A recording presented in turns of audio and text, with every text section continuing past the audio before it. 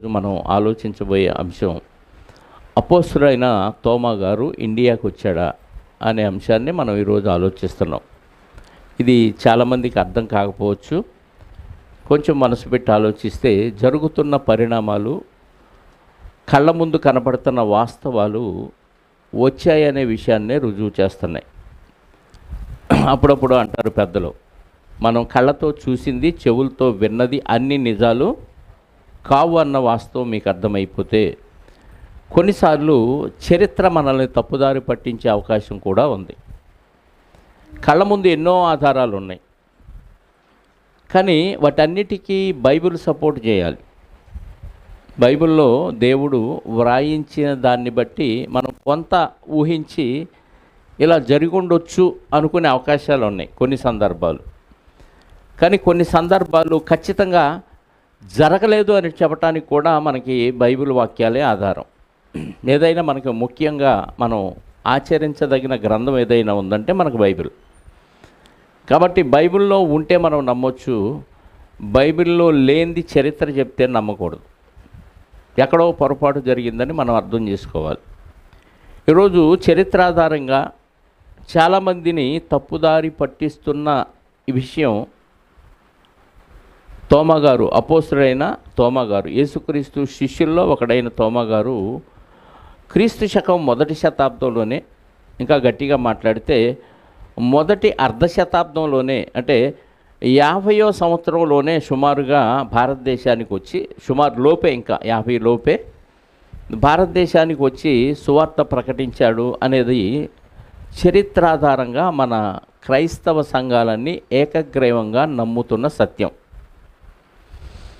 దాదాపుగా 95% క్రైస్తవ సంఘాలన్నీ దీన్ని ఏకగ్రీవంగా అంగీకరిస్తున్న విషయం. మరి ఎంతమంది అంగీకరిస్తున్న విషయాన్ని ఈరోజు మనం ఆలోచించాల్సిన విషయం ఏంటి అని మనం ఆలోచించాల్సిన అవసరం ఎంతైనా ఉంది. ఎందుకంటే ఎంతమంది ఎన్ని అంగీకరించినా, ఎన్ని చరిత్రాధారాలు ఉన్నా బైబిల్ సపోర్ట్ చేయకపోతే దాన్ని ఖచ్చితంగా మనం అంగీకరించకూడదు. అందుకే చెప్పాను, కళ్ళ ముందు కనపడుతున్నవన్నీ సత్యాలు కాదు. ఒక్కోసారి మన కళ్ళే, మన చరిత్రే మనల్ని మోసం చేసే విధంగా ఉండే అవకాశాలు ఉన్నాయి. కాబట్టి ఈరోజు ఆ విషయాన్ని గురించి మనం ఆలోచిద్దాం. ఎందుకంటే దీనికి ఉన్న ఆధారాలు మన తెనాల్లోనే క్రిస్టియన్ ట్రూత్ బుక్ హౌస్ అని ఒకటి ఉంది. మనం బైబిల్ అవి కొనుక్కొచ్చుకుంటూ ఉంటాం. ఏ పేట అది? ప్యాడిసన్ పేట, ఐతా నగర్లో ప్యాడిసన్ పేటలో క్రిస్టియన్ ట్రూత్ బుక్ రూమ్. వీళ్ళు జాక్ ఫాక్స్ అనే ఒక వ్యక్తి తర్జుమా చేసిన, ఆ వ్యక్తి రాసిన ఆ గ్రంథాన్ని, అంటే యేసుక్రీస్తు శిష్యులు ఎలా హతసాక్షులయ్యారు అన్న విషయాన్ని జాక్ ఫాక్స్ అనే ఒక వ్యక్తి రాస్తే దాన్ని తెలుగులోకి తర్జుమా చేసిన ఘనత ఈ బుక్ రూమ్ వాళ్ళకి ఉంది. వాళ్ళు రాసిన దాంట్లో అపోస్తుడైన తోమా గారు ఇండియా వచ్చారని ఆధారాలతో సహా వారు రాశారు. కుదిరితే వీలైతే ఆ బుక్ కొనుక్కొని చదువుకోండి. ఇక మనకి ఉన్న రెండో ఆధారం ఏంటంటే, ఈరోజు కేరళ అనే ప్రాంతంలో, మైలాపూర్ అనే ప్రాంతంలో మరి ఆయన్ని చంపినట్టుగా, ఆయన సమాధి చేయబడినట్టుగా ఉంది. సమాధి అంటే నిజంగా ఆయన భూమిలో సమాధి చేయలేదు, ఒక గాజు బాక్సులో ఆయన పెట్టి శరీరం చెడిపోకుండా ఆయన్ని సజీవంగా ఉన్నట్టుగానే ఈరోజు శవంగా అక్కడ ప్రదర్శనలో పెట్టారు ఒక చర్చిలో. ఇప్పటికీ చాలామంది యాత్రికులు ఆ ప్రాంతానికి వెళ్ళి తోమా గారిని చూసి వస్తున్న సందర్భాలు మనకు తెలుసు. చాలామంది వెళ్ళి ఉండొచ్చు కూడా మనలో. ఎవరు వెళ్ళారో ఎవరు వెళ్ళలేదో నాకైతే తెలియదు, కానీ ఇప్పటికీ అక్కడ ఆయన శవం అలాగే ఉంది. ఇంత చక్కగా మనకు ఆధారం ఉంటే మనం వచ్చాడా లేదనే డౌట్తో వాక్యాన్ని ఆలోచించవలసిన అవసరం ఏముంది అనే డౌట్ మీకు రావచ్చు. ఇంకా చరిత్రాధారంగా మనకున్న ఆధారాలు ఏంటంటే, సెయింట్ థామస్ మౌంట్ అనే ఒక పర్వతం ఉంది. ఆయన తిరిగిన ప్రదేశాలు, ఆయన సువార్త పరిచర్య చేసిన సందర్భాలు, ఆయన చంపిన ప్రదేశం, ఇవన్నీ చరిత్రాధారంగా మనకి ఆ ప్రాంతంలో, ఆ కేరళ, చెన్నై, మద్రాసు, ఆ పరిసర ప్రాంతాల్లో ఆయన పరిచర్య చేసిన ఆ సందర్భాలు, ఆ ప్లేసులు, ఎవరెవరిని ఎలా మార్చాడు అనేది కూడా చాలామంది పుస్తకాలు రాశారు. క్రీస్తు శకం 1వ శతాబ్దం నుండి ఇప్పటి వరకు ఈ సందర్భాన్ని పురస్కరించుకొని అనేక మంది చరిత్రకారులు ప్లస్ క్రైస్తవ సేవకులు కూడా అనేకమైన పుస్తకాలు రాశారు. వీళ్ళందరూ రాసిన విషయంలో సారం ఏంటని అడిగితే ఖచ్చితంగా యేసుక్రీస్తు శిష్యుడైన తోమా గారు ఇండియా వచ్చాడనే భావంతోనే వాళ్ళు రాశారు. ఇక మనకి 1964 క్రీస్తు శకం 1964లో మన భారతదేశం వాళ్ళు తోమా గారి ఫోటో వేసి, అప్పుడు పోస్టులు ఉండే కదా, పోస్టల్ డిపార్ట్మెంటు, తపాలా శాఖ వాళ్ళు స్టాంప్ అంటిస్తేనే మన పోస్ట్ అవతలకు వెళ్ళేది. కవర్లో ఏదైనా మ్యాటర్ రాసి కవర్ పెట్టి, కవర్ మీద గవర్నమెంట్ దగ్గర నుంచి స్టాంపు కొనాలి. ఆ స్టాంపు ఈ తోమా గారి బొమ్మేసి 15 పైసల స్టాంపు తయారు చేయటం భారతదేశం యొక్క ప్రభుత్వం ఆధ్వర్యంలో జరిగింది. ఇంతకంటే ఇంక ఆధారాలు అవసరం లేదు కదా. ఇలా మనం చరిత్ర అంతా తవ్వుకుంటా వెళితే ఆ కాలంలో పరిపాలించిన రాజులు వాళ్ళ నాణ్యాల మీద కూడా ఈ విషయాలు రాసినట్టుగా ఉంది. ఆ రాజుల చరిత్ర గ్రంథాలు రాసిన వాటిలో కూడా ఈ తోమా గారి గురించిన సందర్భాలు అనేకం ఉన్నాయి. ఇక బైబిల్లో 66 పుస్తకాలు కాక ఇంకా 14 పుస్తకాలు ఎక్స్ట్రా దొరికినాయి క్రైస్తవ సమాజానికి. వాటిని ఇది బైబిల్కి సంబంధించిన మ్యాటరే కానీ పరిశుద్ధాత్మ ప్రేరణతో వ్రాయబడినవి కావని ప్రొటెస్టెంట్లు దీన్ని పక్కన పెట్టారు. ఎన్ని పుస్తకాలు అంటే 14 పుస్తకాలు. ఆ 14 పుస్తకాల్లో ఒక పుస్తకం ఇదిగో ఈ తోమా, యాక్ట్స్ ఆఫ్ తోమా అని ఒక పుస్తకం ఉంది. అంటే తోమా గారి కార్యములు అనే పుస్తకాన్ని మరి కొంతమంది వ్రాసినట్టుగా ఆ బుక్ ఉంది. ఆ పుస్తకంలో ఈ 14 పుస్తకాలు అపోక్రిఫ అంటారు. వాటిలో ఒకటి ఈ యాక్ట్ ఆఫ్ తోమా. కాబట్టి తోమా గారి కార్యాలు అనే పుస్తకం కూడా బైబిల్కి సంబంధించింది అనే ఉద్దేశంతో చరిత్రకారులు కానీ సమకాలీకులు కానీ వ్రాసిన ఆ పుస్తకాన్ని కూడా ఈరోజు మార్కెట్లో మనకి లభ్యమవుతుంది. వీటన్నిటి ఆధారంగా మరి తోమా గారు ఖచ్చితంగా ఇండియా వచ్చారు అనేది అనేక మంది క్రైస్తవుల అభిప్రాయం. దానికి సంబంధించిన ఎన్నో ఆధారాలు మన కళ్ళ ముందు ఈరోజు ఆ కాలంలో పరిపాలించిన రాజులు వాళ్ళ నాణ్యాల మీద కూడా ఈ విషయాన్ని వ్రాయటం జరిగింది. వీటన్నిటినీ కాసేపు పక్కన పెడితే మనకి బైబిల్ చెప్తున్న ఆధారాలు ఏంటి అనేది మనం ఆలోచిస్తే, యేసుక్రీస్తు వారు భూమి మీద సంచరించిన కాలంలో ఆయన ప్రత్యేకంగా ఒక 12 మందిని ఏర్పాటు చేసుకున్నాడు. వాళ్ళ పేర్లు ఒకసారి మనం చూద్దాం. మత్తయి సువార్త అందరికీ తెలిసిందే, అయినా వాక్యానుసారంగా మనం చూడాలి కాబట్టి 10వ అధ్యాయము మత్తయి సువార్త 2, 3, 4 వచనాలు. ఆ 12 మంది అపోస్తలుల పేర్లు ఏవనగా, మొదట పేతురు గారికి 2 పేర్లు, సిమోను, రెండోది పేతురు. పేతురుకి ఇంకో పేరేంటి? సిమోను. అతని సోదరుడైన ఆంద్రేయ, జబదయి కుమారుడగు యాకోబు, అతని సహోదరుడు యోహాను. అంటే పేతురు గారు ఆంద్రేయ గారు బ్రదర్సు, యాకోబు యోహాను అనే వాళ్ళు బ్రదర్స్. నెక్స్ట్ 4 తేలేరు. తర్వాత ఫిలిప్పు, బర్తలోమయి, తోమా. ఫిలిప్పు, బర్తలోమయి, తోమా, సుంకరి అయిన మత్తయి, అల్ఫై కుమారుడు యాకోబు, తద్దయ్యను మారుపేరు గల లెబ్బయి, తద్దయ్యను మారుపేరు గల లెబ్బయ్యను, కనానీయుడైన సీమోను, ఆయనను అప్పగించిన ఇస్కరియోతు యూద. వీళ్ళందరూ 12 మంది శిష్యులు.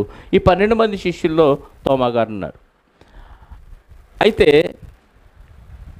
ఇందులో ఆయన అప్పగించిన యోధా గారు ఉరిపెట్టుకొని చనిపోయారు కదా. 30 వెండి నాణ్యాలకు ఆయన నమ్మేసి యోధా గారు ఉరిపెట్టుకొని చనిపోయారు. అయిపోయింది. ఇప్పుడు ఎంతమంది తేలారు?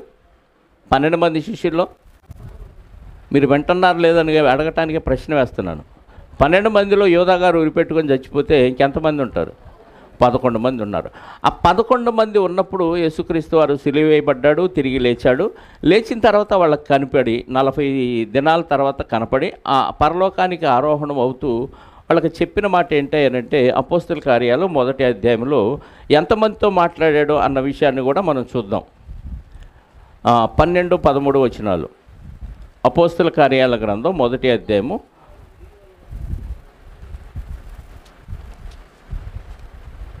1వ అధ్యాయము. అప్పుడు వారు ఒలీవల వనబడిన కొండ నుండి యెరూషలేమునకు తిరిగి వెళ్ళిరి. ఆ కొండ యెరూషలేమునకు విశ్రాంతి దినమున నడవదగినంత సమీపమున ఉన్నది. వారు పట్టణములో ప్రవేశించి తాము బస చేయుచుండిన మేడగదిలోనికి ఎక్కిపోయిరి. వారు ఎవరనగా పేతురు, యోహాను, యాకోబు, ఆంద్రేయ, ఫిలిప్పు, తోమా, బర్తలోమయి, మత్తయి, అల్పై కుమారుడు యాకోబు, జెలోతి అనబడిన సీమోను, యాకోబు కుమారుడు యోధా అనువారు. ఎంతమంది అయ్యారు ఇక్కడ లెక్క?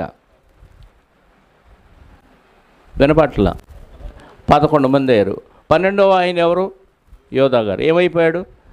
ఊరు పెట్టుకొని చనిపోయాడు. ఈ 11 మందిని మేడగదిలోకి వెళ్ళారు. తర్వాత 12వ పోస్ట్ ఖాళీగా ఉందని ఆ పోస్ట్ కోసం ఒక 120 మంది కూడుకొని ఆ కాలంలో ఆ 120 మందితో పేతురు గారు మాట్లాడిన తర్వాత ఆ 120 మందిలో క్వాలిఫై అయిన వాళ్ళు, అంటే ఈ అపోస్తులుడు అనే ఈ 12వ పోస్ట్కి క్వాలిఫై అయిన వాళ్ళు ఎవరయ్యా అని ఆలోచిస్తే 120 మందిలో 118 మంది క్వాలిఫై కాలేదు. 2 మాత్రమే ఆ పోస్ట్కి అర్హులుగా కనపడ్డారు. ఆ 2 పేర్లు చీట్లు వేసి తీస్తే మత్తి అనే ఒక ఆయన పేరు మీద చీటీ వచ్చింది. ఇదంతా 1వ అధ్యాయము మనకి 14వ వచనం నుండి 15వ వచనం నుండి ఉంటుంది. ఆ మత్తి పేరు చీటు వచ్చింది అనే విషయం మనకి 25వ వచనంలో ఉంటుంది. 25, 26. తన చోటికి పోవుటకు యోధా కొనిన ఈ పరిచర్యలోను అపోస్తులత్వంలోను పాలు పొందుటకు ఇదిగో వీరిద్దరిలో నీవు ఏర్పరచుకొని వారిని కనపరచమని అనిరి. అంతటా వారు వీరిని గూర్చి చీట్లు వేయగా మత్తీ పేరట చీటి వచ్చెను గనుక అతడు 11 మంది శిష్యులతో కూడా లెక్కింపబడెను. అంటే 12వ పోస్టులో ఎవరు వచ్చారు? యోధా ప్లేస్లో మత్తీ అనే ఆయన వచ్చారు. టోటల్గా 12 మంది అపోస్తులు అయిపోయారు. ఈ 12 మంది సువార్త ప్రకటించడానికి ప్రభు వాళ్ళకి ఆజ్ఞాపించాడు. అంటే 11 మందికి చెప్పాడు. తర్వాత ఈ పోస్టు యాడ్ అయింది. ఇది అయిన తర్వాత 12 మంది అపోస్తులు వాళ్ళకి ప్రభువు ముందుగానే చెప్పిన ఒక విషయాన్ని మనం జ్ఞాపకం చేసుకుంటే మత్తయి సువార్త 19వ అధ్యాయంలో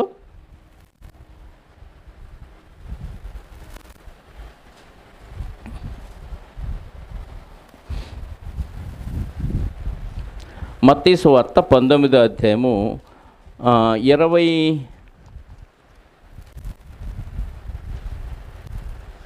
27-28 చదువుదాం. పేతురు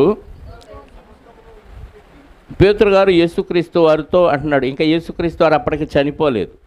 చనిపోకముందు పేతురు గారు యేసుక్రీస్తు వారితో అడుగుతున్న మాట, ఇదిగో మేము సమస్తమును విడిచిపెట్టి నిన్ను వెంబడించితిమి కదా, మాకేమి దొరుకునని యేసుక్రీస్తు వారిని అడిగినప్పుడు యేసు వారితో ఇట్లా, నేను ప్రపంచ పునర్జననమందు మనుష్య కుమారుడు తన మహిమగల సింహాసనం మీద ఆసీనుడై ఉండినప్పుడు నన్ను వెంబడించిన మీరును 12 సింహాసనముల మీద ఆసీనులై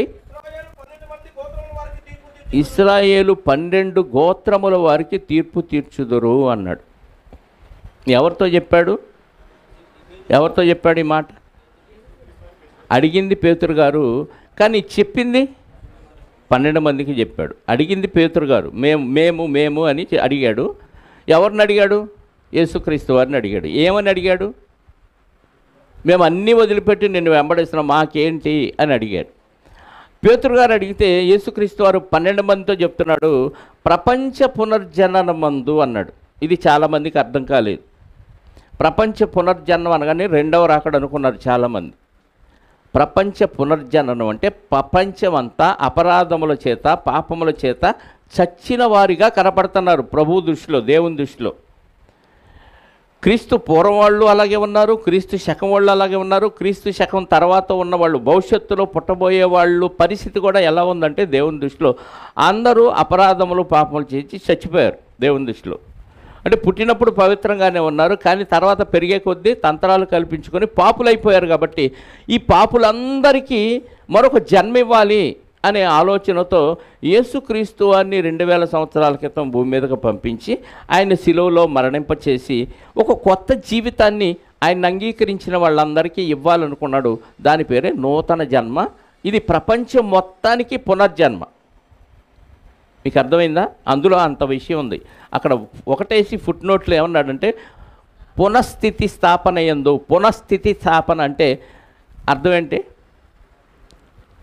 తిరిగి ప్రారంభించటం, కొత్తగా ప్రారంభించటం. వ్యాపారంలో లాస్ అయిపోయి అన్నీ వదిలేసి మళ్ళీ మేము వ్యాపారాన్ని తిరిగి పునఃప్రారంభిస్తున్నాం అని అప్పుడప్పుడు బోర్డులు కనపడతా ఉంటాయి కదా. ప్రపంచం మొత్తంలో ఉన్న జనం అంతా పాపులుగా మారిపోయి చచ్చిన శవాలుగా ప్రభు దేవునికి కనపడుతున్నప్పుడు ఆయన ప్రపంచం మొత్తానికి, అంటే ప్రపంచంలో ఉన్న ప్రజలందరికీ ఒక కొత్త జన్మ ఇవ్వాలనుకున్నాడు.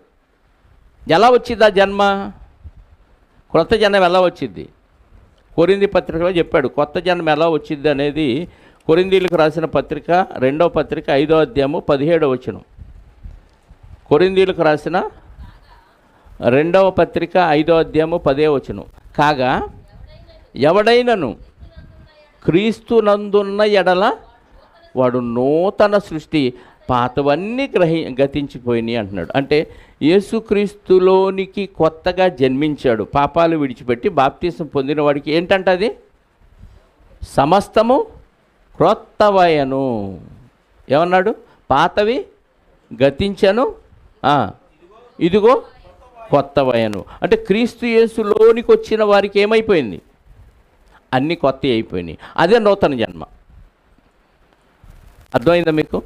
క్రీస్తు రాకముందు ఆయన్ని అంగీకరించి వస్తాడు అని అంగీకరించిన వాడికి ఎప్పుడైతే ప్రభు బలైపోయాడో వాడికి విడుదల వచ్చేసింది, నూతన జన్మ వచ్చేసింది.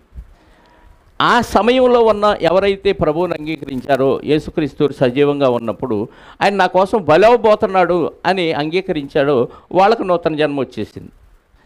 ఆయన వచ్చి వెళ్ళిన తర్వాత ఎవరైతే యేసు నా కొరకు వచ్చి మరణించి వెళ్ళిపోయాడని మనం నమ్మి బాప్తీసం పొందుతామో మనకు నూతన జన్మ వచ్చింది. అంటే 3 కాలాల్లో ఉన్న వ్యక్తులకి యేసుక్రీస్తు వారిని అంగీకరించడం ద్వారా ఏమొచ్చింది? నూతన జన్మ.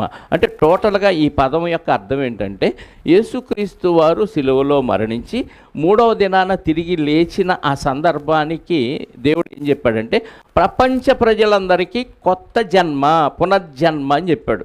దాని పేరే ప్రపంచ పునర్జననమందు అనే పదం వాడాడు. అర్థమైందా లేదు మీకు? ఇది ఇలా అన్నవ్వండి, ఇలా అన్నవ్వండి. ప్రపంచ ప్రజలందరికీ కొత్త జన్మనిచ్చాడు యేసుక్రీస్తు ద్వారా దేవుడు. ఆ జన్మ వచ్చినప్పుడు అంటే నేను చనిపోయి తిరిగి లేచిన తర్వాత మీ అందరికీ పవర్స్ ఇస్తాను. ఆ రోజు మీరు ఏం చేస్తారంటే శిష్యులతో చెప్తున్నాడు, 12 మంది శిష్యులతో ఏమని చెప్తున్నాడంటే ప్రపంచ పునర్జననమందు మనుష్య కుమారుడు తన మహిమగల సింహాసనం మీద ఆసీనుడై ఉండునప్పుడు, అంటే అధికారం వచ్చింది నాకు. అందుకే లూకాసు వార్త కదా ఏమన్నాడు 24వ అధ్యాయంలో 48వ వచనం, అదేనా? పరలోకమందును భూమి మీదను నాకు సర్వాధికారము ఇయ్యబడి ఉన్నది, అదేనా అన్నాడు? మత్తయి కదా?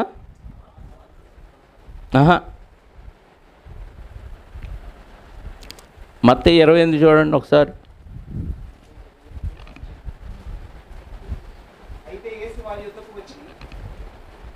18వ వచనం, 28-18 మత్తయి సువార్త. అయితే యేసు వారి యొద్దకు వచ్చి పరలోకమందును భూమి మీదను నాకు సర్వాధికారం ఇయ్యబడి ఉన్నది, కాబట్టి మీరు వెళ్ళి సమస్త జనులను శిష్యులనుగా చేయుడి, తండ్రి యొక్కయు కుమారుని యొక్కయు పరిశుద్ధాత్మ యొక్కయు నామములోనికి బాప్తిస్మం ఇచ్చుచు నేను మీకు ఏ సంగతులు బోధించునో వాటన్నిటినీ గైకొనవలనని వారికి బోధించుడి అన్నాడు. అంటే చనిపోయి తిరిగి లేచిన తర్వాత ఈయనకి ఏమొచ్చిందంట? యేసుక్రీస్తు వారికి ఏమొచ్చింది? సర్వాధికారం వచ్చింది. అంటే ఈ అధికారంతో అందరినీ రక్షిస్తాడు ప్రభువారు. అర్థమైందా? అదే ప్రపంచ పునర్జన్మం. ఆ సమయంలో యేసుక్రీస్తును వెంబడించిన శిష్యులు 12 మంది ఉన్నారే, వాళ్ళు ఏం చేస్తారని చెప్పాడు అక్కడ. మళ్ళీ మత్తయి సువార్త 19వ అధ్యాయంలో ఏం చెప్పాడు? ప్రపంచ పునర్జననమందు మనుష్య కుమారుడు తన మహిమగల సింహాసనం అంటే అధికారముతో కూడిన హక్కు. సింహాసనం అనగానే ఏదో మహారాజా చైర్ ఉంటుంది అనుకోకండి, పెళ్లి కొడుకులకు పెళ్లి కూతురులకు వేస్తారు, అది కాదు. ఆయనకు దేవుడిచ్చిన అధికారమే సింహాసనం. ఇప్పుడు అలాంటి అర్హత మీకు కూడా ఇస్తానంటున్నాడు ప్రభు. ఎవరికి? శిష్యులకి, యేసుక్రీస్తును వెంబడించిన శిష్యులకి మీకు కూడా నాకు ఇచ్చిన అధికారాన్ని మీకు ఇస్తాను. నేను మహిమగల సింహాసనం మీద ఆసీనుడై ఉన్నప్పుడు మీరు కూడా ఏం చేస్తారు? నన్ను వెంబడించిన మీరును 12 సింహాసనాల మీద ఆసీనుడై, ఒక్కొక్కరికి ఒక్కొక్క అధికారం ఇచ్చేసాను. మీకు 12 సింహాసనాలు ఉంటాయంటే 12 అధికారాలు ఇచ్చేసాను. ఆ సింహాసనాల మీద మీరు కూర్చొని ఇశ్రాయేలు 12 గోత్రాలకి తీర్పు తీరుస్తారు. అంటే అర్థం ఏంటి? ఇశ్రాయేల్లో నశించిన గొర్రెల దగ్గరికి వెళ్ళి మీరు వాక్యం చెప్పి వాళ్ళు నమ్మితే వాడు బాప్తిసం పొంది పరలోక వారసుడు అవుతాడు, నమ్మకపోతే శిక్ష విధించు. మార్కు 16:16 అన్నాడుగా, మీరు సర్వలోకానికి వెళ్ళి సర్వ సృష్టికి సువార్త ప్రకటించండి, నమ్మి బాప్తిసం పొందినవాడు రక్షించబడును, నమ్మని వానికి అంటే తీర్పు. అంటే అర్థం ఏంటి? తీర్పు అంటే నేను మీకు వాక్యం చెప్పాను, నమ్మి బాప్తిసం పొందావా, నీకు తీర్పు లేదు. నమ్మి బాప్తిసం పొందలేదా, నీకు తీర్పు నిలిచింది. ఇదే వాక్యం ద్వారా నేను తీర్చే తీర్పు. మీరైనా బయటికి వెళ్ళి సువార్త చెబితే వాళ్ళు నమ్మి బాప్తిసం పొందితే వాళ్ళకి తీర్పు లేదు, నమ్మకపోతే తీర్పు నిలిచింది. ఏ క్షణాన మరణించినా అయిపోతాడు, నరకంలో పడిపోతాడు.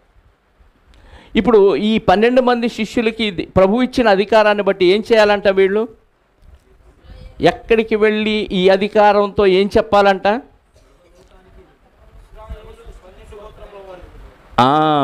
ఇశ్రాయేలు 12 గోత్రాల వారికి మీరు ఈ పాయింట్ నోట్ చేసుకోండి.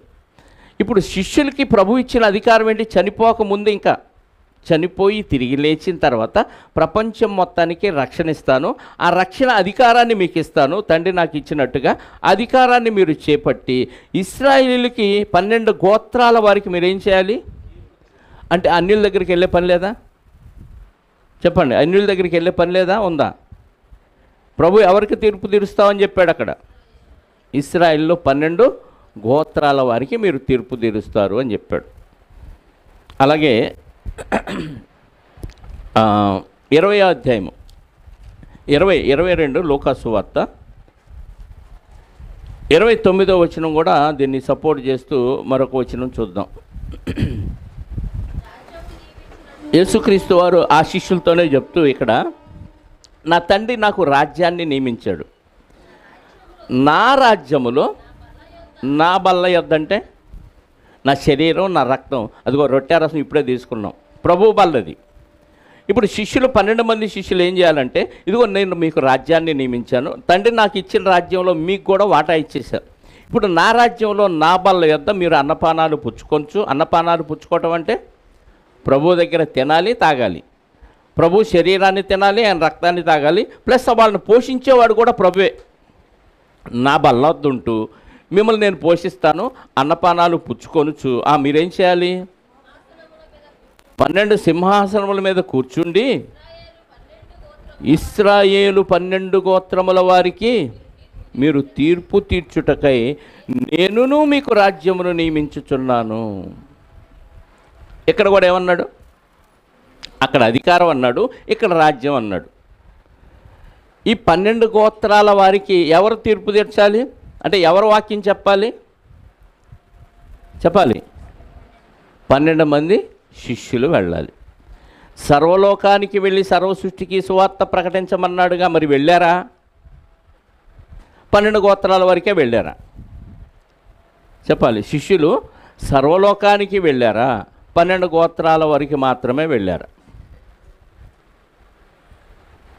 చెప్పండి, ఎలా చేశారు? మార్కు సువార్త 16:16 ఏమన్నాడు? ఒక మాట చూడండి.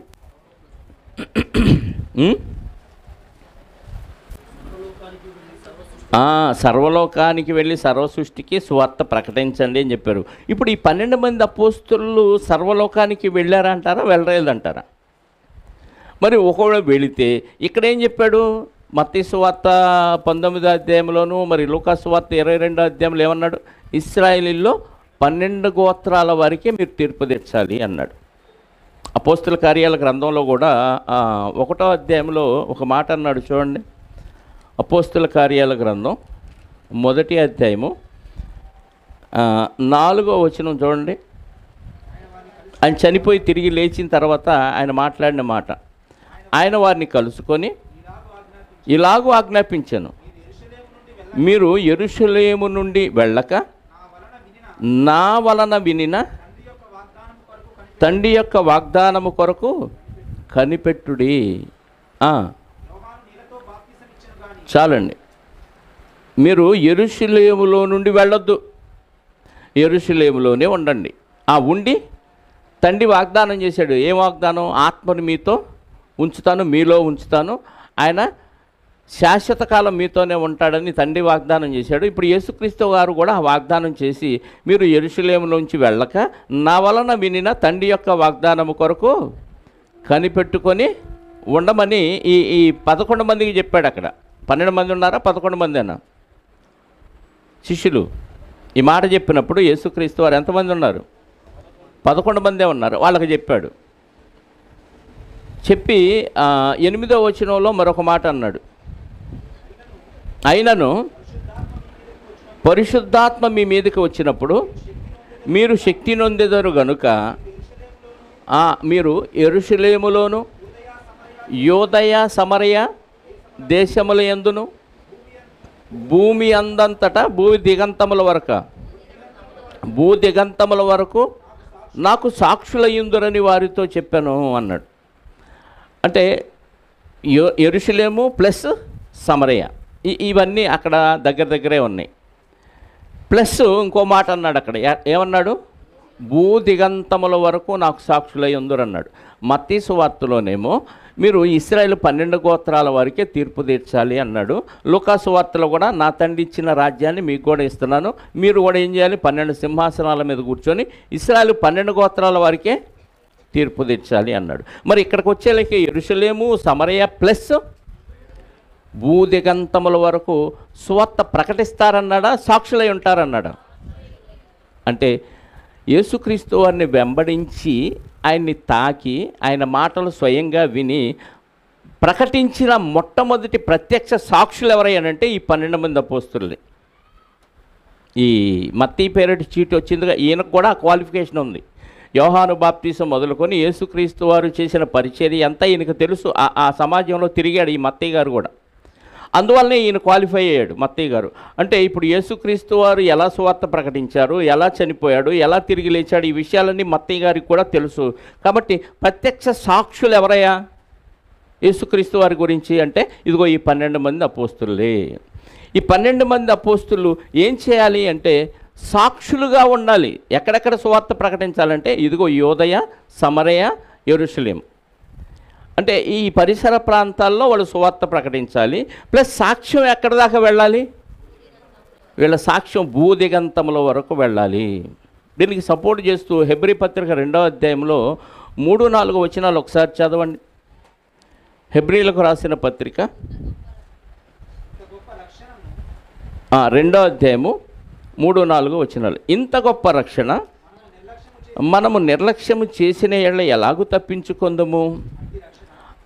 అట్టి రక్షణ ప్రభువు బోధతో ప్రారంభమై దేవుడు తన చిత్తానుసారముగా, దేవుడి ఇష్టం అన్నమాట అది, దేవుడు తన చిత్తానుసారముగా సూచక క్రియల చేతను మహత్కార్యముల చేతను నానా విధములైన అద్భుతముల చేతను వివిధములైన పరిశుద్ధాత్మ వరములను అనుగ్రహించుట చేతను వారితో కూడా సాక్ష్యమిచ్చుచుండగను. ఎవరితో సాక్ష్యం? అద్భుతాలు సూచక్రియలు మహత్కార్యాలు ఎవరు చేసి సాక్షి అయ్యారు ప్రభువుకి? అపోస్తులు చేశారు. వారితో కూడా సాక్ష్యం ఇచ్చుచుండగానంటే సాక్షులు ఎవరు ఇక్కడ? అపోస్తులు. ఆ సాక్ష్యం వినిన వారి చేత మనకు దృఢపరచబడిన, మనం చూడలేదు ఆయన్ని, మనం ఆయన మాటలు స్వయంగా వినలేదు. ఆయన ఉన్న కాలంలో బ్రతికి ఆయన్ని చూసి ఆయన మాటలు విని ఆయన తాకిన ప్రత్యక్ష సాక్షులు ఎవరు? అపోస్తులు. కాబట్టి అపోస్తుల సాక్ష్యం ఈరోజు భూదిగంతముల వరకు వ్యాపించింది. మీకు అర్థమైందా? అపోస్తుల కార్యాలు 1:8 చెప్పబడిన మాటకి భావం ఏంటాయి అని అడిగితే, మీరు యెరూషలేములోను యోదయ సమరయ ప్రాంతాల్లో సువార్త ప్రకటిస్తారు, ప్లస్ భూదిగంతముల వరకు నాకు సాక్షులు. ఎక్కడిది వార్త? ఇదిగో అపోస్తులు తెచ్చిన వార్త. అందుకే అపోస్తుల బోధయందును అన్నాడు, చూసారా 2:40. బాప్తీసం పొందిన వారు వేటిలో ఉండాలంట? అపోస్తుల బోధ. ఎందుకు అపోస్తుల బోధ ఏంటంటే వాళ్ళు సాక్షులు. ప్రభువుకి ప్రత్యక్ష సాక్షులు ఎవరు? అపోస్తులు. కాబట్టి అపోస్తుల బోధ మనకు ఖచ్చితంగా అవసరం. మీకు అర్థమైందా? భూదిగంతముల వరకు సాక్షులై ఉంటారంటే వీళ్ళు భూదిగంతాల వరకు వెళ్ళాల్సిన అవసరం లేదు. ఆల్రెడీ వీళ్ళ మాట, వీళ్ళ సాక్ష్యం వెళ్ళిపోయింది. ఎప్పుడు వెళ్ళింది? పెంతెకోస్తు పండుగ దినాన వెళ్ళిపోయింది. ఒకసారి అపోస్తుల కార్యాలు 2వ అధ్యాయం.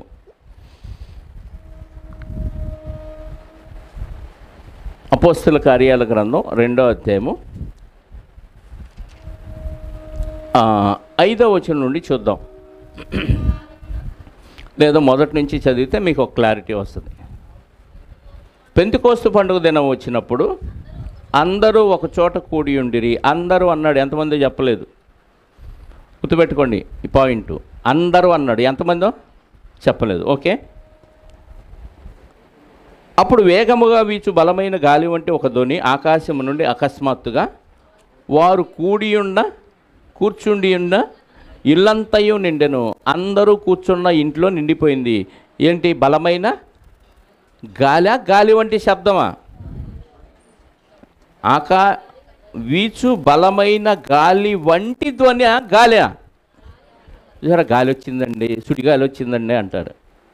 గాలి రాలేదు. గాలి, బలమైన గాలి వస్తే ఏ శబ్దం వస్తుందో ఆ శబ్దం వచ్చింది అంతే. ఆ ఇల్లంతా సౌండ్ నిండిపోయింది. ఏ సౌండ్ అది? బలమైన గాలి వంటి మహాశబ్దం ఆ ఇల్లంతా నిండిపోయింది. అప్పుడు ఆకాశం నుండి అకస్మాత్తుగా వారు కూర్చుండున్న ఇల్లంతా నిండెను. మరియు అగ్ని జ్వాలల వంటి నాలుకలు విభాగింపబడినట్టుగా వారికి కనబడి. అగ్ని వచ్చిందా, అగ్ని నాలుకలుగా ఉందా? కాదు, వాళ్ళకి కనపడింది అది. నట్లుగా వారికి కనపడి వారిలో ఒక్కొక్కని మీద వ్రాలగా అందరూ పరిశుద్ధాత్మతో నిండిన వారై ఆ ఆత్మ వారికి వాక్శక్తి అనుగ్రహించిన కొలది అన్య భాషలతో మాట్లాడారు. ఇది పెంతెకోస్తు పండుగ దినాన స్టార్ట్ అయింది అన్ని భాషలు. ఎందుకు వచ్చినాయి? ఆత్మ వచ్చేసాడు లోపలికి. ఓకే. ఇప్పుడు ఆ మాటలు ఆ మేడగదిలో నుంచి వినపడుతున్నాయి కిందున్న వాళ్ళకి. వీళ్ళంతా ఎక్కడ ఉన్నారు? అందరూ మేడగదిలో. మొదటి అధ్యాయంలో యేసుక్రీస్తు వారు పునరుద్ధానుడై వెళ్ళిపోయిన తర్వాత వీళ్ళందరూ ఎక్కడికి వెళ్ళారు? యెరూషలేము నుండి నడవదగినంత దూరంలో వాళ్ళున్న ఆ కొండ ఉంది. అక్కడ నుంచి విశ్రాంతి దినమున నడవదగినంత దూరం ఉంది. ఆ పట్టణంలో వాళ్ళు ప్రవేశించి ఒక మేడగదిలోకి ఎక్కిపోయారు. వాళ్ళ లిస్ట్ ఇక్కడ ఉంది. ఓకేనా? ఇప్పుడు ఈ పెంతెకోస్తు పండుగ దినం వచ్చినప్పుడు ఆ మేడగదిలో ఉన్న వారికి ఇది జరిగింది. అప్పుడు వీళ్ళు ప్రవచిస్తున్నారు, మాట్లాడుతున్నారు. ఎవరు?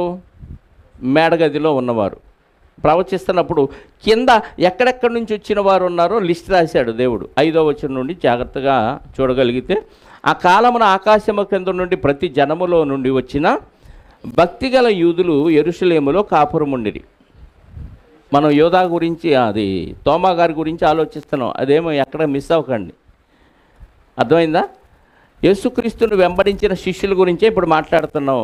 ఇప్పుడు వీళ్ళందరి మీదకి పరిశుద్ధాత్మ వచ్చాడు. వీళ్ళు ఆ భాషలు మాట్లాడుతున్నాడు. అన్ని భాషలు అంటే వాళ్ళకి తెలియని భాషలు అనేకం ఉన్నాయి ప్రపంచంలో. వాళ్ళందరి భాషలు వీళ్ళు మాట్లాడుతున్నారు. ఆకాశము క్రింద నుండి ప్రతి జనములో నుండి వచ్చిన భక్తిగల యూదులు యెరూషలేములో కూడి ఉండిరి. ఆ కాలమున ఆకాశము క్రింద నుండి ప్రతి జనములో నుండి వచ్చిన భక్తిగల యూదులు అంటే ప్రపంచ దేశాల్లో చెదిరిపోయిన యూదులందరూ యెరూషలేముకి వచ్చేసారు.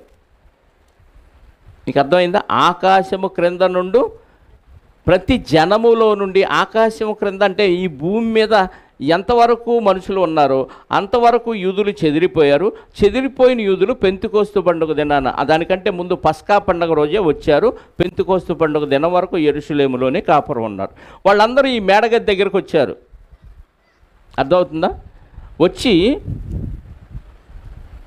యూదులు యెరూషలేములో కాపురం ఉండే. ఈ శబ్దము కలుగగా జనులు గుంపులుగా కూడి వచ్చి ప్రతి మనుషుడు తన తన స్వభాషతో వారు మాట్లాడట విని కలవరపడిరి. ఆ మేడగదిలో ఉన్న వాళ్ళు మాట్లాడటం ఏ దేశం నుంచి వచ్చినోడికి ఆ దేశ భాషతో అర్థమైపోతుంది. వీళ్ళు మాట్లాడినప్పుడు రబరబ శపశప కాదు, ఇది దయ్యాల భాష. అర్థమైందా?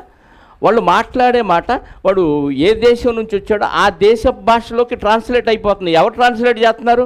పరిశుద్ధాత్మ దేవుడు. వాళ్ళు గలలీ భాష తప్ప ఆ మేడగదిలో ఉన్న వాళ్ళకి ఏమీ రాదు, ఎందుకంటే విద్య లేని పామర్లని బైబిల్లో ఉంది. కాబట్టి వాళ్ళకు వచ్చిన భాషలో వాళ్ళు మాట్లాడుతుంటే ఎవరి భాషలోకి వాళ్ళకి ట్రాన్స్లేట్ అయిపోతుంది. వాళ్ళు ఆశ్చర్యపోయారు. జనులు గుంపులుగా కూడి వచ్చి ప్రతి మనుషుడు తన తన స్వభాషతో వారు మాట్లాడటం విని కలవరపడి అంతటా అందరూ విభ్రాంతి నుండి ఆశ్చర్యపడి, ఇదిగో మాట్లాడుచున్న వీరు గలలీలు కారా? మనలో ప్రతివాడు తాను పుట్టిన దేశ భాషతో వీరు మాట్లాడుట మనం వినుచున్నామే, ఇదేమి అని ఏ ప్రాంతాల నుంచి ఏ భాషలోళ్ళు వచ్చారు అంటే పార్తీయులు వచ్చారు, మాదీయులు వచ్చారు, ఎలామీయులు వచ్చారు, మెసపతోమియా ప్రాంతం నుంచి వచ్చారు, యోదయ ప్రాంతం నుంచి వచ్చారు, కపదొకియా ప్రాంతం నుంచి వచ్చారు, పొంతు ప్రాంతం, ఆసియా ప్రాంతం, పుగ్రియా ప్రాంతం, పంపులియా ప్రాంతం, ఐగుప్తు అను దేశములో అందరి వారు వచ్చారు. ఇంకా యూదులు, కురేనే దగ్గర లిబియా ప్రాంతముల యందు కాపురం ఉన్నవారు, రోమా నుండి పరవాసులుగా వచ్చిన వారు, యూదులు, యూదుమత ప్రవిష్టులు, క్రేతీయులు, అరబీలు మొదలైన మనమందరము. అంటే ఎన్ని ప్రాంతాల నుంచి ఎన్ని భాషలలో వచ్చారో చూడండి. వీళ్ళందరూ ఇదిగో మనము ఏమంటున్నారు వాళ్ళు? వీరు మన భాషలతో దేవుని గొప్ప కార్యములను వివరించుట వినుచున్నామని చెప్పుకొనిరి. అందరూ విభ్రాంతి నుండి ఎటూ తోచక ఇదేమగును అని ఒకరితో ఒకరు చెప్పుకొనిరి. అంటే ప్రపంచంలో చెదరిపోయిన యూదులందరూ ఆ రోజు అక్కడికి వస్తే ఈ మేడగదిలో ఉన్న ఈ అపోస్తలు మాట్లాడుతుంటే వాళ్ళు ఏ దేశం వాళ్ళకి ఆ దేశ భాషలో అర్థమైపోతుంది, ట్రాన్స్లేట్ అయ్యి వెళ్ళిపోతుంటే వాళ్ళందరికీ ఈ విషయం అర్థమైపోయింది. ఇప్పుడు అది అయిపోయిన తర్వాత ఏ దేశం వాళ్ళు ఆ దేశానికి వెళ్తారా? అక్కడే ఉంటారా? ఏ దేశం వాళ్ళు ఆ దేశానికి వెళ్ళిపోతారు. ఇప్పుడు ప్రపంచం అంతా సువార్త వాళ్ళు ప్రకటిస్తారు. అక్కడ చెప్పాలి. ఇప్పుడు ఇక్కడ విన్నాం మనం, అంటే బయటికి వెళ్ళి ఎవరికి ప్రకటించామనుకోండి, కొంతమంది ప్రకటించేవాళ్ళు ఉన్నారు మనలోనే కదా. మనం ఇంటికి వెళ్తే ఇక్కడ ఏం చెప్పాడో ఏం ఉండదు, వండుకున్నది ఏం తిందామా, హ్యాపీగా నిద్రపోదామా, ఏమి నొప్పులా, ఏం ముందు రాసుకుందాం, ఇది తప్ప మనకేం ఉండదు. వాళ్ళు విన్నవాళ్ళు వాళ్ళ ప్రాంతాలకు వెళ్ళిపోతారు. మళ్ళీ వచ్చే పస్కా పండగ కానీ రారు. ఇంకాస్త భక్తి ఉన్నవాళ్ళు సంవత్సరానికి 3 సార్లు కలుస్తారు యెరూషలేములో. అయితే వీళ్ళు వెళ్ళిపోయిన వాళ్ళు సువార్త ప్రకటించారు. అంటే ప్రపంచమంతా అపోస్తుల ద్వారా సువార్త ప్రకటించబడిందా లేదా? వీళ్ళే వెళ్ళి ప్రకటించాలా? మీకు అర్థమైందా? కరోనా అంటించుకున్న ఒక వ్యక్తి అందరికీ వాడే ఒట్టి అంటించాడా? ఒకడికి అంటిస్తే వాడు 10 మందికి, ఆ 10 మంది ఇంకొక 20 మందికి అంటించారా? చైనాలో ప్రారంభమైన కరోనా అందరూ వచ్చి అంటించారా? చైనా వాళ్ళందరూ ఒకడు వస్తే చాలా. ఎందుకని? ఆడి నుంచి ఇంకోడికి, వాడి నుంచి ఇంకోడికి అలా అంటేసుకుంది. సువార్త కూడా అంతే. ఆ 12 మంది ద్వారా ప్రారంభమైన ఈ సువార్త ప్రపంచ దేశాలకు వ్యాపించింది మొదటి శతాబ్దంలోని. మీకు అర్థమైందా? మొదటి శతాబ్దంలోనే ప్రపంచ దేశాలకు వెళ్ళిపోయింది. ఆ రోజు పెంతెకోస్తు పండుగ దినాన ఏ ప్రాంతాల నుంచి వచ్చారో భక్తి కలిగిన యూదులకు అర్థమైపోయింది, ఓహో ప్రభువు మన కోసం ఇలా మరణించాడా, మన రక్షించడానికి ఆయన సమాధి చేయబడ్డాడా, చనిపోయాడా అన్న విషయం అర్థమైపోయి వాళ్ళు వాళ్ళ ప్రాంతాలకు వెళ్ళి సువార్త ప్రకటించారు తప్ప యెరూషలేము నుంచి వీళ్ళు ఎక్కడికి కదలలేదు. ఎందుకంటే వీళ్ళు ఇశ్రాయేలులో నశించిన వారికి మాత్రమే, ఈ 12 గోత్రాల వాళ్ళకే, అక్కడున్న వాళ్ళకే సువార్త ప్రకటించాలి. ఈ ప్రకటన విన్న వాళ్ళు ఇంకేదైనా సమస్య ఉంటే ఆ సమస్యని వీళ్ళ దగ్గరికే తేవాలి. ఎవరు? అపోస్తల దగ్గరికే తేవాలి. మనకు అపోస్తల కార్యాలు 1వ అధ్యాయం నుంచి మనం జాగ్రత్తగా గమనిస్తే ఎక్కడ ఏ సమస్య ఉన్నా ఎవరి దగ్గరికి తీసుకొస్తారు? అపోస్తల దగ్గరికే తీసుకొస్తారు. వాళ్ళు అక్కడుంచి సువార్త వ్యాపింపజేస్తూ శిష్యులు తయారు చేసి ఈ శిష్యుల్ని మళ్ళీ సువార్తకి పంపిస్తూ ఉంటారు. మనకు 6వ అధ్యాయంలో అపోస్తల కార్యాల గ్రంథంలో వీళ్ళు సువార్త ప్రకటిస్తూ రొట్టె రసం ఇస్తున్నప్పుడు కొన్ని సమస్యలు వచ్చినాయి. త్వరగా తీయండి. మొదటి నుంచి ఆ దినముల్లో శిష్యుల సంఖ్య విస్తరించున్నప్పుడు అనుదిన పరిచర్యలో ఏం జరిగింది? తమలోని విధవరాండను చిన్నచూపు చూశారని హెబ్రీయుల మీద గ్రీకు భాష మాట్లాడేవారు సణుగుసాగిరి. అప్పుడు 12 మంది అపోస్తలులు తమ యొద్దకు శిష్యుల సమూహమును పిలిచి మేము దేవుని వాక్యమును బోధించుట మాని ఆహారం పంచిపెట్టుట యుక్తము కాదు. కాబట్టి సహోదరులారా, ఆత్మతోనూ జ్ఞానముతోనూ నిండుకొని మంచి పేరు పొందిన 7 మనుషులను మీలో ఏర్పరచుకోండి.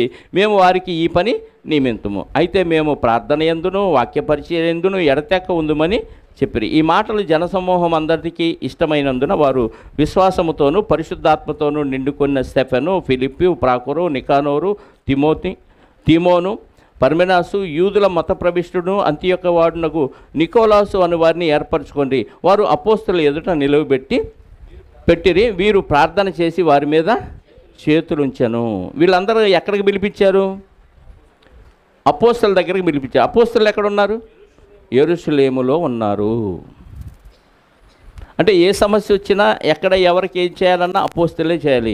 వీళ్ళు కొంతమంది మీద చేతుల నుంచి ప్రార్థన చేస్తే వాళ్ళ మీదకి పరిశుద్ధాత్మ వచ్చాడు, వాళ్ళకి వరాలు ఇచ్చేశారు. వీళ్ళు అపోస్తలు చేతుల నుంచితేనే వరాలు వస్తాయి. ఆ వరాల వలన వీళ్ళు కూడా అద్భుతాలు, సూచక్రియలు, మహత్కార్యాలు చేస్తూ సువార్త ప్రకటించారు. అందులో మనకి స్టెఫెన్ గారు ప్రకటించింది తెలుసు, స్టెఫెన్ గారు హతసాక్షి అయ్యింది తెలుసు. ఆ తర్వాత ఫిలిప్ గారు సువార్త ప్రకటించారు. 8వ అధ్యాయంలో ఫిలిప్ గారు సువార్త ప్రకటించినప్పుడు ఏం జరిగింది? 1వ వచనం, ఆ కాలమందు యెరూషలేములోని సంఘమునకు గొప్ప హింస కలిగినందున అపోస్తలులు తప్ప అందరూ యోదయ సమరయ దేశాలకి చెదిరిపోయారు. అంటే శిష్యుల తర్వాత శిష్యులైన వాళ్ళందరూ చెదిరిపోయారు. అపోస్తలు మాత్రం అక్కడే ఉన్నారు. ఎక్కడ ఉన్నారు? యెరూషలేము విడిచి వెళ్ళలేదండి అపోస్తలు. యెరూషలేము విడిచి అపోస్తలు వెళ్ళినప్పుడు తోమా గారు ఎలా వస్తాడు ఇండియాకి? ఈ పాయింట్ అర్థమైందా? యేసుక్రీస్తు వారు మీరు ఎక్కడ చెప్పమన్నాడు? ఇశ్రాయేలు 12 గోత్రాల వారికే తీర్పు తెచ్చండి, అన్యుల దారిలోకి మీరు వెళ్ళొద్దు. మరి కొర్నేలి గారికి పేతురు గారు చెప్పారంటే అది స్పెషల్. దేవుడే కావాలని అక్కడి నుంచి పిలిపించుకొని వీళ్ళకి చెప్పించాడు. అది తప్ప ఇంకా పేతురు గారు ఎక్కడా అన్యులకు చెప్పలేదు. ఇంకా పౌలు గారు మాట్లాడుతూ ఒక మాట అంటాడు, అది కూడా మనం బైబిల్లో చూడగలిగితే గలతీ పత్రిక 2వ అధ్యాయంలో, ఇంకా మళ్ళీ చూద్దాం 8వ అధ్యాయానికి వద్దాం. అపోస్తల కార్యాలు గలతీ పత్రిక 2వ అధ్యాయము 7వ వచనం నుండి చదువుదాం ప్రియులారా.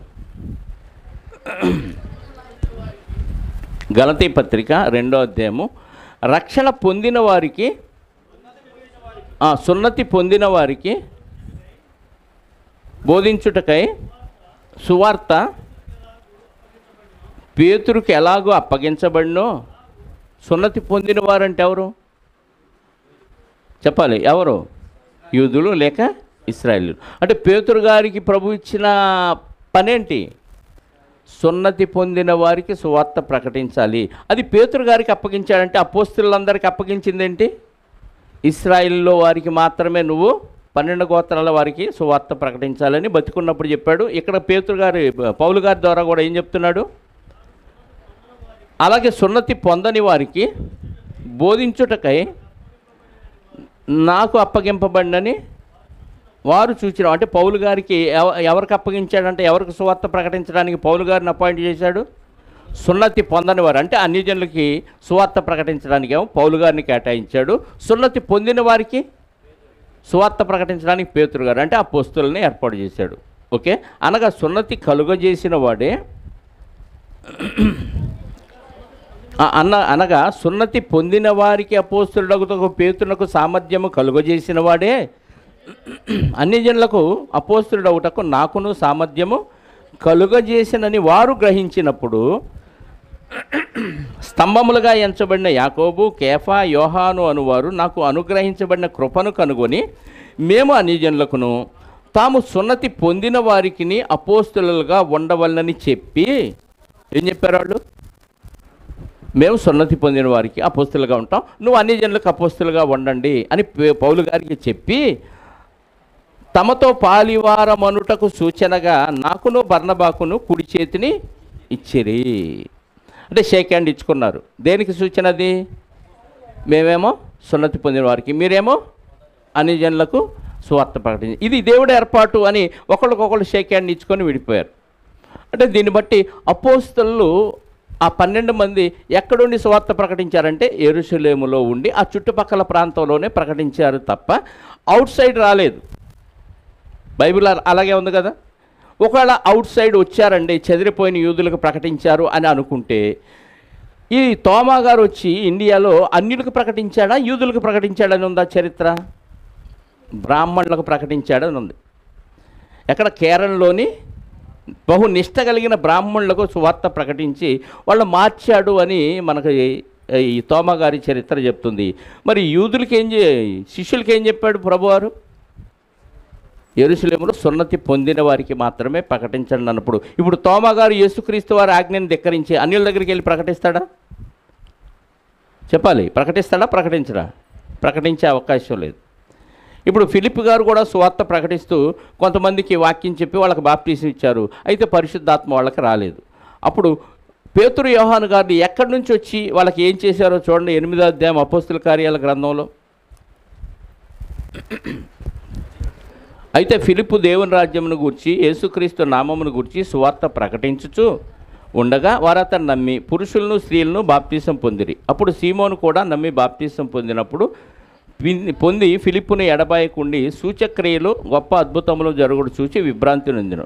సమరయ వారు దేవుని వాక్యమును అంగీకరించినని యెరూషలేములోని అపోస్తలు విని, ఫిలిప్ గారు ఎక్కడికి వచ్చి ప్రకటిస్తున్నాడు? సమరయ ప్రాంతంలో వచ్చి ప్రకటిస్తున్నాడు. అక్కడ చాలామంది విన్నారు, మారు మనసు పొందారు, బాప్తిసం తీసుకున్నారు.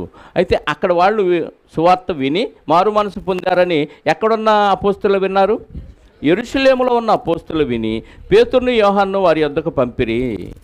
అంటే మిగతా 10 మంది ఇతరు పంపించారు. ఎవరెవరిని? పేతురు గారిని, యోహాను గారిని. ఎక్కడి నుంచి? యెరూషలేము నుండి సమరయకు పంపించారు.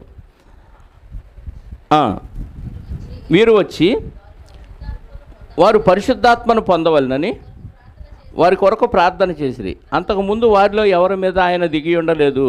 వారు ప్రభువైన యేసునామమున బాప్తిసం మాత్రం పొంది ఉండిరి. అప్పుడు పేతురు యోహాను వారి మీద చేతులుంచటం వలన వారు పరిశుద్ధాత్మను పొందిరి.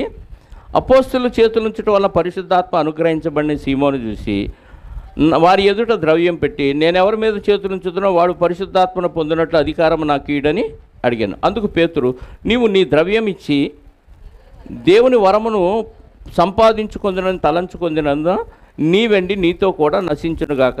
నీ హృదయము దేవుని ఎదుట సరి అయినదిగా కాదు గనుక ఈ కార్యమందు నీకు పాలు పంపులు లేవు. కాబట్టి ఈ నీ చెడుతనం మానుకొనుము, మారు మనసు పొంది ప్రభువును వేడుకొనుము. ఒకవేళ నీ హృదయాలోచన క్షమించబడవచ్చును.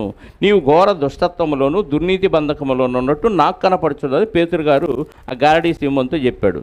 అందుకు సీమోను, మీరు చెప్పిన వాటిలో ఏది నా మీదకు రాకుండా మీరే నా కొరకు ప్రభువును వేడుకోండి అని చెప్పాను. అంతటా వారు సాక్ష్యమిచ్చుచు ప్రభువు వాక్యమును బోధించి యెరూషలేమునకు తిరిగి వెళ్ళిరి. సమరయ్య అనేక గ్రామములో సువార్త ప్రకటించుచు వచ్చిరి. సమరయ వచ్చారు, సువార్త ప్రకటించుకుంటూ మళ్ళీ ఎక్కడికి వెళ్ళిపోయారు? యెరూషలేమునికి వెళ్ళారు.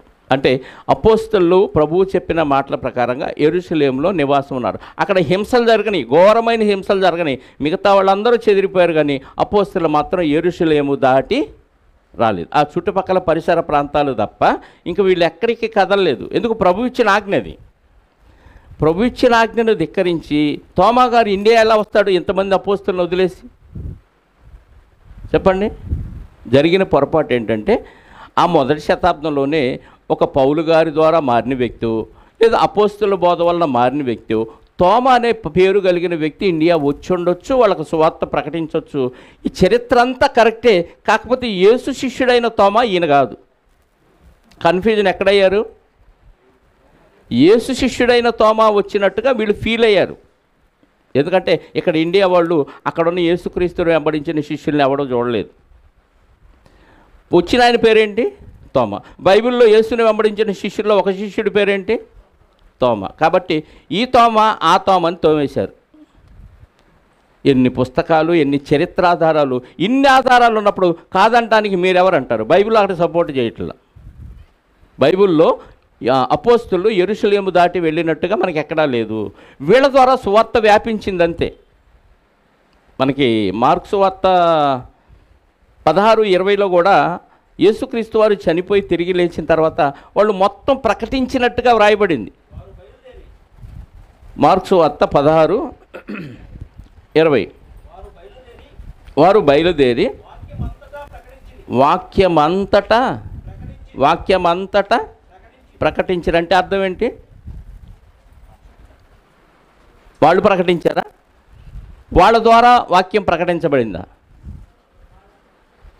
అర్థం కాల. వాళ్ళ ద్వారా విన్న వాళ్ళు వెళ్ళి ప్రకటించారు. టోటల్గా ఎవరి ద్వారా వ్యాపించింది ఏదంటే అపోస్తుల ద్వారా వ్యాపించింది. మరొక వచనం చూద్దాం. రోమాపత్రిక 10వ అధ్యాయము 17 నుంచి చూద్దాం. త్వరగా తీయండి, సమయం అయిపోయింది. కాగా వినుట వలన విశ్వాసము కలుగును, వినుట క్రీస్తుని గురించిన మాట వలన కలుగును. అంటే అందరూ ఎవరికైనా విశ్వాసం ఎలా కలిగిద్దంటే ప్రభు అక్కడ ఉన్నా లేకపోయినా వినుట వలన విశ్వాసం కలిగిద్ది. అది యేసుక్రీస్తు మాట వలన వాళ్ళకి విశ్వాసం కలిగిద్ది. ఏ దేశంలో ఎవరు మారినా ప్రభువును నమ్మటం వల్ల వాళ్ళకి విశ్వాసం వచ్చింది, అయిపోయింది. ఓకే. అయితే అయినను నేను చెప్పినదేమనగా వారెవరు? ఇశ్రాయేలీలు. వారు వినలేదా? విన్నారు కదా. వారి స్వరము భూలోకమందంతటికిని, వారి మాటలు భూదిగంతముల వరకు బయలు వెళ్ళను. ఎలా వెళ్ళి? పెంతెకొస్తు పండుగ దినాన్ని విన్నవాళ్ళు వీళ్ళ మాటలు తీసుకెళ్ళి అక్కడ ప్రకటించారు. భూదిగంతముల వరకు, ఆకాశము క్రింద నుండి సమస్త జనములో నుండి వచ్చిన భక్తిగల యూదులు యెరూషలేములో ఉన్నారు. అక్కడ విన్నారు అపోస్తుల బోధ, వెళ్ళిపోయారు, ప్రకటించారు. ఇప్పుడు వీరి మాటలు భూదిగంతముల వరకు వెళ్ళిపోయినాయి. వీళ్ళే వెళ్ళి చెప్పాల్సిన అవసరం లేదు. ఇక్కడ అంటించారు, ప్రపంచం అంతా రగులుకుంది మంట. యేసుక్రీస్తు వారి ఒక్కడి ద్వారా ప్రారంభమైన ఈ సువార్త 12 మంది శిష్యుల ద్వారా ప్రపంచం అంతా వ్యాపించింది. ఈ 12 మంది ప్రపంచం అంతా ఎప్పుడు తిరగాలి? ఆ యెరూషలేము నుంచి మన భారతదేశానికి సుమారుగా 4800 చిల్లర కిలోమీటర్లు సుమారు, ఇప్పుడు లెక్కలు వేసుకుంటే. ఇప్పుడు విమానంలో వెళ్తే ఒక 5-6 గంటలు పట్టవచ్చు. కానీ ఆ రోజుల్లో 4000 అంటే సుమారుగా 5000 కిలోమీటర్లు ఎప్పుడు వీళ్ళు ప్రయాణం చేయాలి? ఎక్కడ సువార్త ప్రకటించాలి చెప్పండి? ఎన్ని దేశాలు ఉన్నాయి అప్పుడే. మరి అన్ని దేశాలకి ఈ 12 మంది వెళ్ళి ప్రకటించాలంటే సాధ్యమా? అందుకే అక్కడ 6వ అధ్యాయంలో ఏం చూసాం? మేము ఆహారం పెంచి పెట్టడం మాకు సమయం సరిపోవట్లేదు కాబట్టి ఇదిగో భక్తి కలిగి ఆత్మతో నిండుకున్న కొంతమందిని ఏర్పాటు చేస్తామని అక్కడే వీళ్ళ పవర్స్ కొంతమందికి ఇచ్చి 7గురిని ఏర్పాటు చేశారు.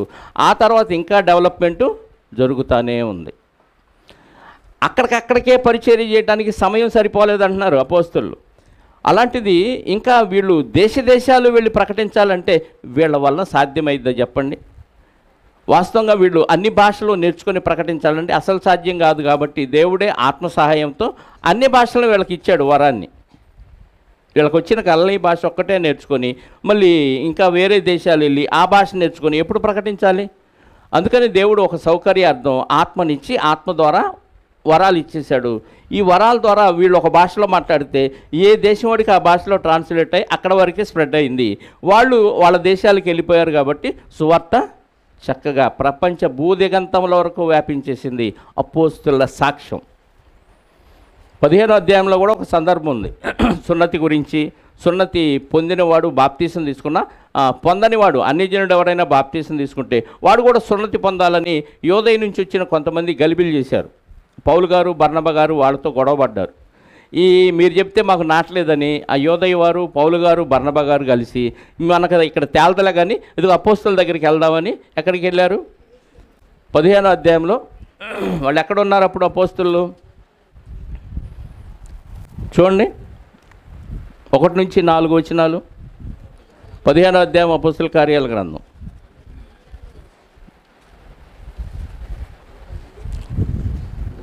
కొందరు యోదయ నుండి వచ్చి మీరు మోషే నియమించిన ఆచారముల చొప్పున సున్నతి పొందితేనే కానీ రక్షణ పొందలేరని సహోదరులకు బోధించిరి. మీరు బాప్తీసం పొందినా మీకు రక్షణ రాదయ్యా, ఖచ్చితంగా సున్నతి పొందాలి అని కొంతమంది యోదయ నుంచి వచ్చి బోధించారంట. ఎక్కడికి వచ్చారు వీళ్ళు? యోదయ నుంచి ఎక్కడికి వచ్చారు? అంతియొకయకు వచ్చారు. అప్పుడు పౌలును బర్నబాకును వారితో విశేష వివాదము తర్కములు కలిగినప్పుడు ఈ అంశం విషయమై పౌలును బర్నబాయు తమతో మరికొందరును యెరూషలేమునకు అపోస్తుల యొద్దకు పెద్దల యొద్దకు వెళ్ళవలని సహోదరులు నిర్ణయించిరి. ఈ సమస్యకు పరిష్కారం ఎక్కడ దొరికింది? యెరూషలేములో ఉన్నారు యేసుక్రీస్తును వెంబడించిన అపోస్తులు, ప్రథమ శిష్యులు.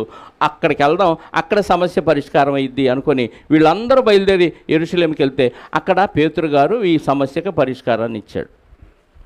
అంటే క్రీస్తు సువార్తకు వ్యతిరేకంగా ఎవడు బోధించినా ఈ సమస్యకు పరిష్కారం ఎక్కడ లభించింది? అపోస్తుల దగ్గర. వారు ఎక్కడున్నారు? యెరూషలేములో ఉన్నారు. ఏమండి, చరిత్ర ఆధారం అండి ఇది, బైబిల్ ఆధారం. బైబిల్కి మించి చరిత్రలో ఏదైనా ఉంటే అని ఎన్ని ఆధారాలు ఉన్నా మీరు నమ్మొద్దు. నిజమా అన్నట్టు ఉంటుంది. అవ్వమ్మ దగ్గరికి సాతానుగాడు వచ్చి ఏమన్నాడు? ఇది నిజమా అన్నాడు. అవును నిజమే. ఇన్ని ఆధారాలు ఉంటే కాదంటానికి మీరు ఎవరంటున్నారు ఈరోజు క్రైస్తవులే? మరి బైబిల్లో యెరూషలేము ఆ పరిసర ప్రాంతాలు దాటి అపోస్తులు వెళ్ళినట్లేదు, కానీ వాళ్ళ బోధ మాత్రం వెళ్ళింది. బోధ వెళితే వీళ్ళు వెళ్ళినట్ట?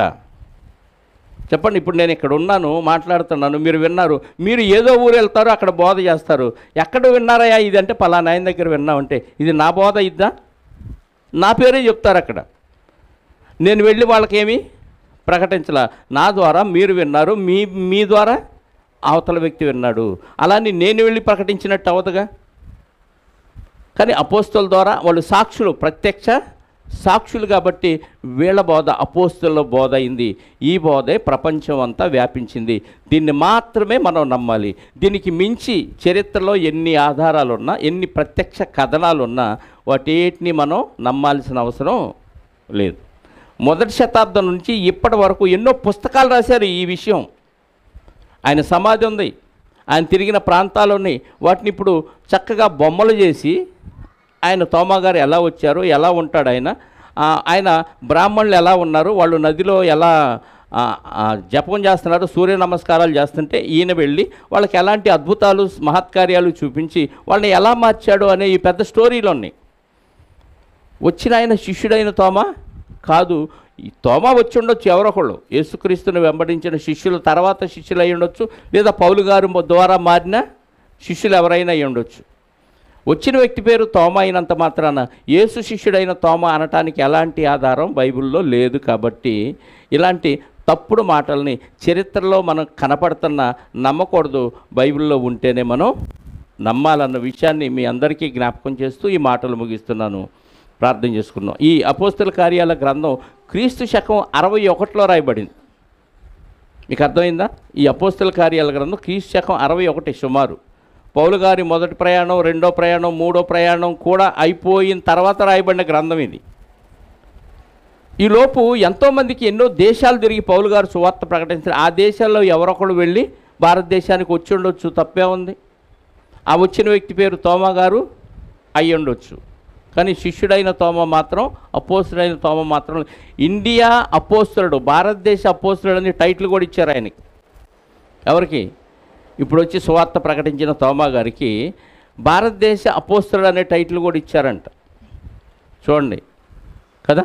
కాబట్టి బయట చరిత్ర చెప్పినా మనం నమ్మకూడదని దీన్ని బట్టి మీరు నిర్ధారణ చేసుకొని వాక్యంలో ఉన్నదాన్ని నమ్మాలని ప్రేమతో మనవి చేస్తూ ఈ మాటలు ముగిస్తున్నాను. ప్రార్థన చేసుకుందాం. పరిశుద్ధుడైన మా పరలోకపు తండ్రి, మీ ఘనమైన శ్రేష్టమైన నామాన్ని బట్టి స్తోత్రాలు. మీరు మాకు అవసరమైన మాటలు వ్రాయించారు. యోహాను గారు గురించి వ్రాయించారు. ఆయన రాసిన గ్రంథాలు మాకు తెలుసు. పేతురు గారి గురించి వ్రాయించారు. ఆయన రాసిన గ్రంథాలు తెలుసు.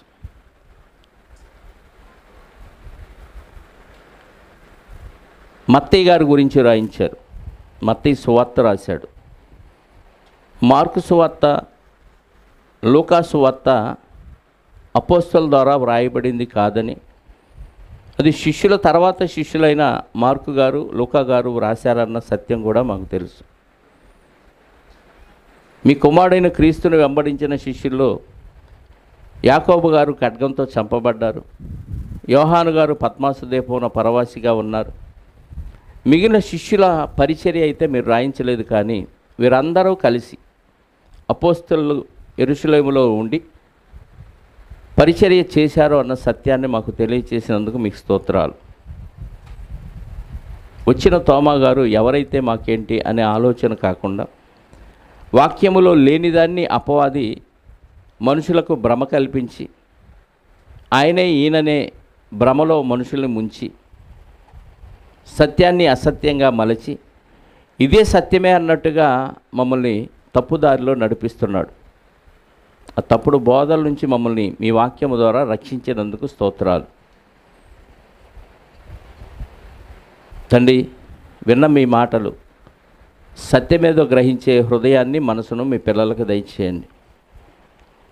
విన్న మాటలు వారికి చక్కగా వివరించి తెలియచేయగలిగే సామర్థ్యాన్ని మీ పిల్లలకు అనుగ్రహించమని కోరుకుంటూ వచ్చిన బిడ్డలందరినీ సురక్షితంగా వారి గృహాలకు చేర్చండి. మీ చిత్తమైతే మీ కుమారుని రాకడ ఆలస్యమైతే మరొకసారి కలుసుకోవటానికి మీ సహాయాన్ని అర్థిస్తూ వచ్చిన బిడ్డలకు ఎవరెవరికి ఎలాంటి అవసరాలు ఉన్నాయో మీకు తెలుసు. వృద్ధాప్యంలో ఉన్నవారు ఉన్నారు, చిన్న బిడ్డలు ఉన్నారు, యవనస్తులు ఉన్నారు.